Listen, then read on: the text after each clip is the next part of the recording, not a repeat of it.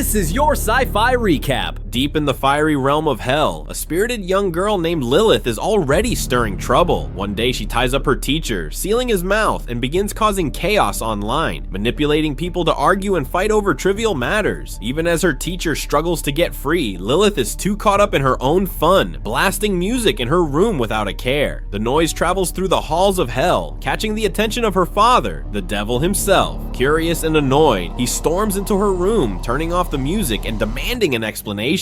Caught off guard, Lilith tries to justify her actions. She complains that her teacher never lets her rest and mumbles that he talks too much. The devil calmly reminds her that her teacher is simply fulfilling his duties. With a swift gesture, he releases the teacher, who looks thoroughly unimpressed with Lilith's antics. The conversation soon turns to Lilith's lessons on the 7 deadly sins. When asked how she would tempt humans with envy, Lilith explains that desire can be sparked through material things. A beautiful dress, for example, could make people jealous and even incite theft. The devil nods, intrigued by her cleverness, and asks her about her limitations. Lilith admits she cannot use magic. She can only tempt humans, leaving the ultimate choice to them. The devil approves of her answer, though he remains skeptical about her readiness for the human world. Lilith eagerly requests to be sent to Earth, but the devil refuses. He insists she needs more training under a stricter teacher in hell. Frustrated, Lilith protests, claiming she is tired of mischief confined to the digital world. The devil reminds her that she is not yet ready to handle the human world, leaving her determined to prove herself. Later that night, Lilith approaches her father again, this time pleading for a probationary period on Earth. The devil, irritated by the interruption of his rest, reluctantly agrees, giving her just 1 week. He explains that she will be assigned a single human to tempt into evil and warns that failure will send her back to hell to work in the cellar forever. Determined, Lilith accepts the challenge, ready to prove her capabilities. The next day, Lilith discovers that her target is a girl named Greta Bernstein. Coincidentally, Greta's family is already expecting her arrival, believing she has come to stay temporarily while checking out the local school. The devil reminds Lilith of the rules. No physical contact, no showing compassion, and complete focus on the mission. To assist her, he gives her a magical orb that measures her emotional state. The orb remains black when she is cold and calculating, but any hint of empathy or hesitation will change its color. Finally, Lilith and her father arrive on Earth, stopping in front of Greta's modest home. Lilith is taken aback. She had imagined something grander. The devil instructs her to get out of the car and begin her task. With her mission set, Lilith steps into a world far more complicated than she anticipated, where temptation and morality will test her in ways she never expected. As Lilith steps out of the car and approaches the Bernstein home, she is immediately greeted by Greta, a cheerful girl who rushes over to welcome her. Greta tries to hug Lilith, but Lilith quickly steps back, claiming she has a cold. Greta's mother, Sibylle, however, pays no mind to this and warmly embraces Lilith herself. She cheerfully mentions that her husband, Gabriel, grows the best fruits in town, promising that Lilith will feel better after tasting them. Sibylle instructs Lilith to call her mom, or just by her first name, though she seems slightly uncomfortable with the suggestion. Lilith, quick on her feet, pretends to be polite and opts for the more formal Mrs. Bernstein. Just then, the devil's voice rings in her mind, reminding her to avoid any physical contact. Lilith mutters in frustration, wondering why she couldn't have been sent to a more ordinary, less annoyingly kind family. The devil is unconcerned, insisting that he expects results within a week. After he leaves, Greta and her mother exchange puzzled glances, unsure why Lilith's father didn't even greet them. But Lilith casually explains that her dad is simply shy. Inside the house, Lilith meets Gabriel and Greta's siblings, noting how unusually happy and harmonious the family seems. During a family meal, Lilith can't understand why everyone is so genuinely kind. Once the meal ends, Greta begins clearing the plates, but Lilith deliberately snatches them from her and drops them on the floor. Greta is stunned, and when Lilith shifts the blame onto her, Greta surprisingly doesn't argue. When Sibylle enters the room to see what happened, Greta takes the blame for the broken plates, saying she was just clumsy. Sibylle remains unfazed, asking Greta to leave the plates so she can handle them herself. Gabriel chimes in with a smile, telling Greta that broken plates bring good luck. Lilith is dumbfounded. Her attempt at causing chaos seems to have no effect, and Greta herself does not even understand why Lilith is trying to be mean. Later in Greta's room, Lilith probes further, asking if Greta is always so calm. Greta explains that her father always advises her to smile and stay quiet if she has nothing nice to say. Shocked, Lilith inquires about Greta's friends. Greta admits she has none, and Lilith realizes that perhaps this is because others find her too sincere and unassuming. She then asks what Greta enjoys doing, and Greta shares that she likes reading, singing in the church choir, and helping her mother around the house.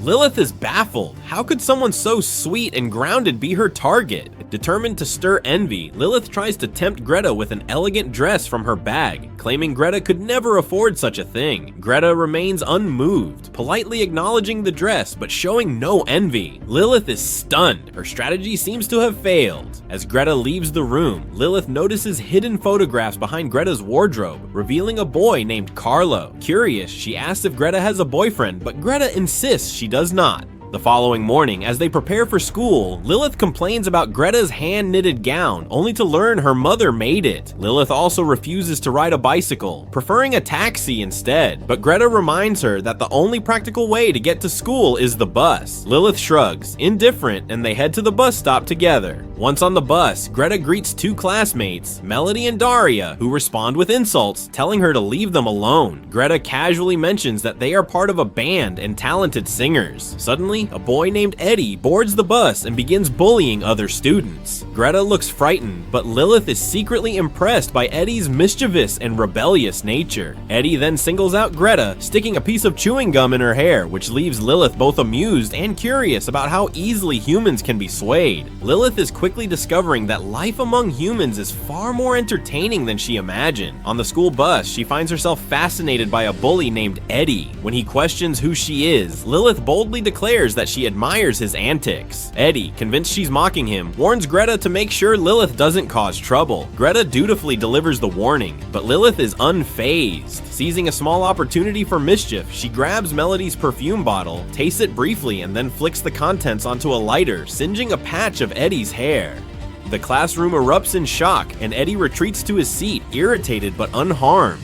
Once at school, Greta scolds Lilith for provoking Eddie, explaining that she was only worried for her safety. Lilith, however, is amused and wonders why Greta isn't happy that the bully got a taste of his own medicine. Their conversation is interrupted by the principal, Pappenhoff, who orders a student named Samuel to climb down from the school roof or face expulsion. Greta quickly explains that Samuel often behaves unusually, but Lilith finds herself intrigued by his daring. Samuel eventually complies, descending the roof, though Pappenhoff overreacts dramatically.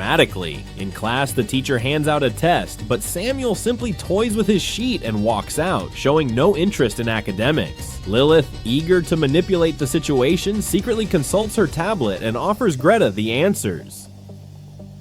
Greta is shocked and protests, but Lilith ignores her.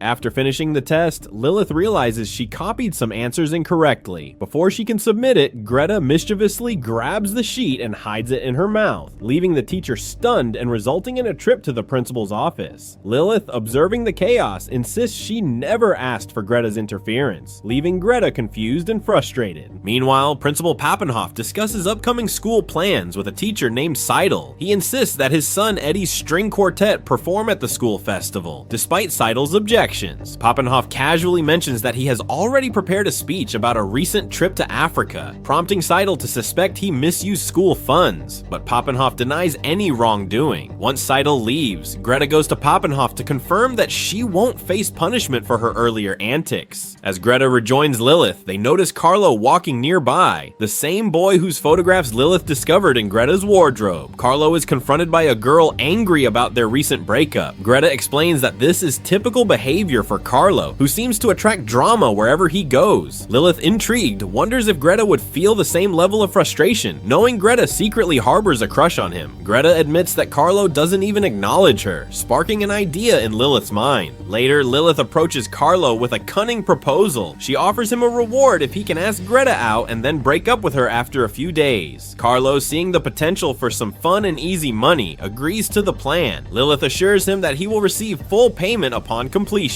As Carlo sets off to carry out Lilith's scheme, she notices Samuel watching her from a distance. Curious, she follows him to a quiet corner and asks if he is the class clown. Samuel laughs, denying it, and they share a brief moment of understanding. Their exchange is interrupted when Eddie arrives with his friends, accusing Samuel of stealing his Rolex. Samuel, unfazed, climbs the roof of a nearby building and demonstrates that he still has the watch. Lilith can't help but laugh at the scene, though Eddie grows angrier by the second. The tension on the school rooftop escalates quickly as Eddie sends his friends to confront Lilith, but she effortlessly fends them off, leaving Eddie stunned. Before she can confront him directly, Eddie retreats, and Samuel, seizing the moment, tosses his Rolex to a random passerby. With the immediate chaos resolved, Samuel asks Lilith if she's hungry, and they head out to grab something to eat together. Over the meal, Lilith curiously asks what students in the town do for fun. Samuel explains that many of them buy train tickets to travel to the next city, and he mentions that he's planning to leave soon as well. Intrigued, Lilith asks where he's headed. Samuel casually replies that he's going to Berlin, and when she questions why he hasn't left yet, he says he's still saving money. Lilith can't help but wonder why he gave away the Rolex, which he clearly needed, but Samuel simply shrugs. It was only meant to annoy Eddie. He also tells her about the nearby sea, something Lilith has never seen before. Excited at the thought of experiencing it, she eagerly follows him to a vantage point atop a nearby church. Samuel reassures her that they don't need to pray, calming her nerves about entering a sacred place.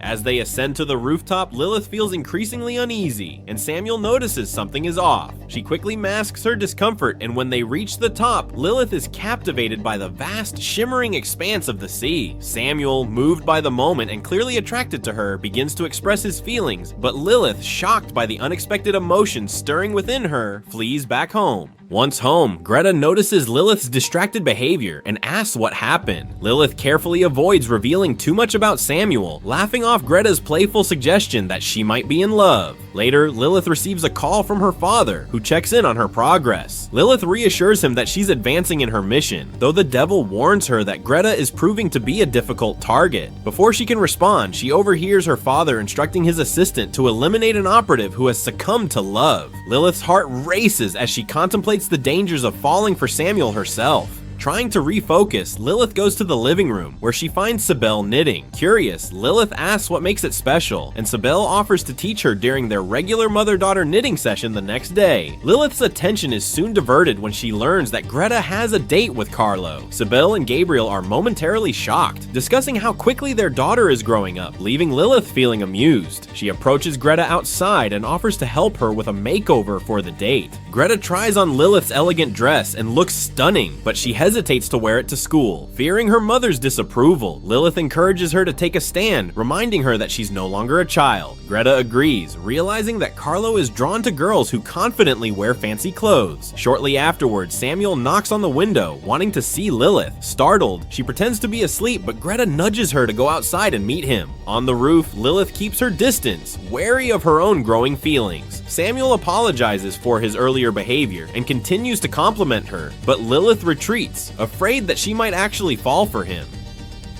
That night, Lilith checks the magical orb given to her by her father and is alarmed to see it turning red. Panic sets in as she tries to convince herself that she isn't in love with anyone, realizing that emotions are becoming far more complicated than she anticipated. The next morning, Lilith ensures Greta wears the elegant dress as planned. Sibel is visibly shocked, insisting that such attire is not allowed in their home. Curious, Lilith questions why Greta isn't allowed to wear what she wants. Sibel explains that it violates house rules and adds that Lilith herself must start wearing knitted gowns if she hopes to remain on Earth. Since returning to Hell without completing her mission isn't an option, Lilith begrudgingly dons one of Sibylle's knitted gowns for school. At the bus stop, Daria and Melody mock them, and Lilith urges Greta to retaliate with insults. Greta hesitates, unable to respond, and Lilith scolds her. At that moment, Eddie suddenly appears, attempting to set her hair on fire. To his surprise, nothing happens, and Lilith effortlessly strikes back, leaving him shocked. Boarding the bus with Greta, Lilith is still frustrated about the gown, while Greta apologizes and asks about the significance of the fashionable clothes Lilith wears. Lilith explains that stylish clothes attract attention and friendship. Greta admits she may never experience that feeling. Lilith hatches a plan to give Greta a taste of glamour. As they enter school, she positions herself behind Daria and Melody, describing Sibylle's gowns as a sensation at New York Fashion Week. Greta is confused, but Lilith embellishes that top celebrities now wear Sibylle's designs. Daria and Melody doubt the claim, Yet Lilith convinces them it's true, encouraging Greta to play along. She has Greta pose for pictures, and Carlo notices, clearly impressed. Greta beams with happiness, striking more poses. Later, Lilith approaches Daria and Melody with a fabricated article about Sibelius's gowns. The girls are awestruck, but Lilith informs them the gowns are no longer available for sale. When they ask if she can get them access, Lilith says only Greta might have the influence to help. The two girls argue over who deserves it most, leaving Lilith amused as she walks away. Soon after, Principal Pappenhoff summons Lilith to his office regarding the injury to his son, Eddie. She admits to causing the cut, but makes it clear she doesn't regret defending herself. Pappenhoff instructs Seidel to handle her, yet the teacher shows support, rewarding her with a chocolate bar. Suddenly, a fire alarm blares through the school. Lilith quickly discovers that Samuel triggered it, explaining that he wanted an excuse to spend time with her. Though hesitant at first, she eventually agrees to accompany him to the beach. Meanwhile, Daria and Melody approach Greta about obtaining gowns from her mother. Greta is surprised, but promises to help as best she can. Before heading to the beach, Lilith notices Greta's smile and inquires about it. Greta excitedly reveals that it's the first time Daria and Melody have treated her kindly, and she feels wonderful. Lilith asks about her upcoming date, and Greta says it will be after Carlo's rehearsal with Daria and Melody. Lilith hands Greta her makeup bag, ensuring she looks perfect for the date. With her friend prepared, Lilith leaves for the beach with Samuel, ready for a new adventure. Lilith spends the day with Samuel at the beach, gradually realizing that she's starting to develop feelings for him. They enjoy each other's company, laughing and sharing stories, and for a moment, Lilith forgets about her mission entirely. Her father's text interrupts her thoughts, asking what she's up to, but she ignores it, not wanting to reveal anything. As the day ends, Lilith begins to have second thoughts about her growing affection for Samuel. Fearful of how her dad might react, she abruptly leaves him in the middle of the bustling market, running away without explanation. By chance, Lilith stops near Gabriel's shop. Gabriel notices her and asks for help clearing his stand so they can head home together. Meanwhile, Greta waits for Carlo while he manages sound for Daria and Melody during rehearsal. Hearing the girls sing, Greta suggests that Daria lower her voice slightly for the performance. Carlo likes the idea, and even though the girls hesitate, he insists they try it. He also invites Greta to sing with them, impressed by her voice. The rehearsal is soon interrupted by Seidel, who informs them that Pappenhoff does not want the group to perform at the school festival. Daria and Melody are frustrated, but Seidel makes it clear that it's the principal's decision. Later, Carlo walks Greta home, bringing up the idea of her joining the band. Greta doubts that the girls would accept her, but Carlo assures her they're professionals who would do what's best. Just then, Gabriel drives by and unintentionally interrupts them, causing Greta to feel frustrated. She gets into her dad's car with Lilith and Gabriel, leaving the moment unresolved. Once home, Greta retreats to her room without greeting Sibyl, who wonders what's happening. Lilith reassures Sibyl that she'll handle things, while Gabriel comments on unknowingly interrupting Greta's date. Inside her room, Greta confides in Lilith that she feels things are moving too fast with Carlo. She worries that he may not return her feelings, even though she is deeply in love with him. Lilith reassures her, encouraging her confidence. Greta thanks Lilith for always motivating her when she feels like giving up, and Lilith brushes it off casually. While checking her makeup bag, Greta notices the magical ball turning red. Lilith quickly explains that it's a thermometer for her emotions, surprising Greta. Later, Greta expresses how much she wishes Lilith could move to town so they could spend more time together. Lilith admits she isn't sure that will happen, as her father thinks she's becoming too kind. Greta is puzzled, prompting Lilith to reveal the truth. She made a bet with her dad that she could only stay if she performed evil deeds. Greta can't believe the kind of father Lilith has. Lilith mentions she might leave in a few days, but Greta insists there's still time to be mischievous. Greta doesn't want her new best friend to go and asks if Lilith has any new plans. Lilith smirks, hinting that she already has something devious in mind, making Greta excited to see what happens next. The following day at school, Greta delivers new gowns to Daria and Melody, who are thrilled. Lilith observes Greta and Carlo discussing their interrupted date. Remembering Greta's previous day's confessions, Lilith intervenes, dragging Carlo away and canceling their arrangement. Carlo admits that he genuinely likes Greta, returning the half payment Lilith gave him. He goes to tell Greta the truth about what was originally planned. Greta, disappointed, confronts Lilith. Lilith explains that she was only trying to be mischievous, but Greta, upset, tells her to go back to hell. Lilith walks away, disappointed, realizing that her plans to stir trouble may have gone too far this time. Almost immediately, Samuel sends Lilith a message, asking her to meet him at the beach. She rushes there, only to find him tossing his train ticket away, declaring that he wants to stay in town because of her. Lilith feels a mix of sadness and frustration, confessing to Samuel that meeting him is the worst thing that has ever happened to her. He makes her feel vulnerable and powerless. Samuel is stunned by her words, but Lilith leaves him behind, walking away alone on the shore. Returning to school, she encounters Greta on the bus. Greta is still upset and doesn't want to talk, but Lilith claims she just broke up with Samuel, even though it's far from the truth. To explain herself, she shows Greta the magical ball, revealing that it's not just a thermometer, it measures the temperature of her emotions. The ball, she explains, should remain black to indicate her evil nature, but it has turned red ever since Samuel made her feel vulnerable. Greta quietly suggests that Lilith might not be as evil as she thinks. Lilith insists she must maintain her probation, and when Greta asks if she can help, Lilith hesitates but still gives her a supportive hug.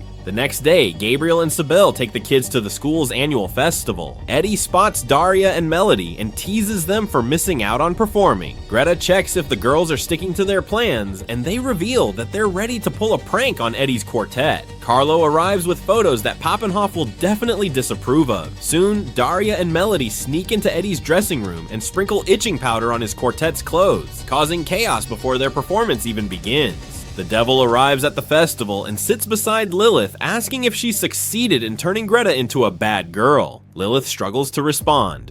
As the event starts, Papenhoff presents a slideshow of his trip to Africa, only to find his pictures have been humorously altered. The crowd laughs, and Papenhoff hurriedly tells Carlo to turn off the projector. Eddie's quartet takes the stage, but the itching powder forces them off, leaving the way open for Daria, Melody, and Greta to perform. Sybil is stunned to see her gowns on the girls, and the devil can't believe Greta is now part of a band. Papenhoff attempts to stop them, but fails, blaming Seidel, whom he fires. The teacher, however, halts him, pointing out that an investigation into his misappropriation of school funds is still ongoing. Papenhoff is dumbfounded as the teacher easily knocks him down. After the girls' performance, Greta thanks Lilith for always supporting her. The devil, astonished by this display, calls Lilith outside. She begins to explain, but her father surprises her by expressing pride in her success. Greta has embraced a bit of mischief, and Lilith has proven her capabilities. He reveals that he has already printed her appointment card as a full-time operative on Earth. Before handing it to her, he asks for the magical ball. Lilith, nervous because it's supposed to reflect her emotional vulnerability, presents it, only to find that it has turned black again. Her father confirms that she is truly evil. He then asks where she would like to be stationed, and Lilith requests to remain in the town. Though surprised, the devil agrees. After he departs, Lilith shares the news with Greta, who is thrilled. When Lilith asks about the ball, Greta cheekily admits that she painted it with nail polish, leaving them both laughing. Lilith feels a sense of satisfaction seeing Greta take initiative for her, but her mind quickly turns to Samuel. Determined, she leaves the school and asks several people in the area if they've seen him. They direct her to the train station and she hurries there, relieved to find him still waiting for his departure.